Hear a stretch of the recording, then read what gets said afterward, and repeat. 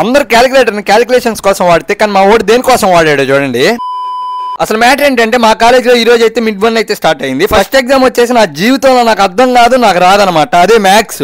Maths గురించి చెప్పాలంటే తలేసి గోడకేసి బాదుకోవాలనిపిస్తుంది. నిజం చెప్పాలంటే నాకు 10 లక్షలకి ఎన్ని సున్నాలు ఉంటాయో కానీ తెలియదు. మా క్లాస్ లో అందరూ ఒక పేపర్ ముందరేసుకొని తెగ చూసేస్తా ఉంటుంది. ఏదో ఎగ్జామ్ కి వచ్చే క్వశ్చన్ లా ఉందని చెప్పి మేము జెరాక్స్ అయితే తెప్పించుకున్నాం. ఆ పేపర్ ముందేసుకొని మేము తెగ చూసాం. మాకు ఏం అర్థం కాలేదు. తీరా చూస్తాయి రీడింగ్స్ అంట. ఇప్పుడు ఆ పేపర్ ఇంపార్టెంట్ క్వశ్చన్ అని చెప్పి తెచ్చుకున్నాం. డబ్బులు ఒక్క ఇంట్రెస్ట్ పోయింది.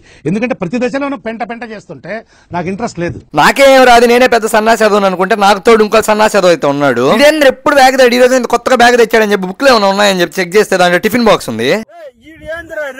అందరు బుక్కుల్లో రాస్తుంటే ఇదేంద్ర క్యాలిక్యులేటర్ వెనకాల ఎంత ఇంట్రెస్ట్ గా రాస్తా ఉన్నాడని చూస్తే 16 మార్క్ క్వశ్చన్ ఒకటి వెనకాల అయితే ఎక్కిచ్చేస్తున్నాడు.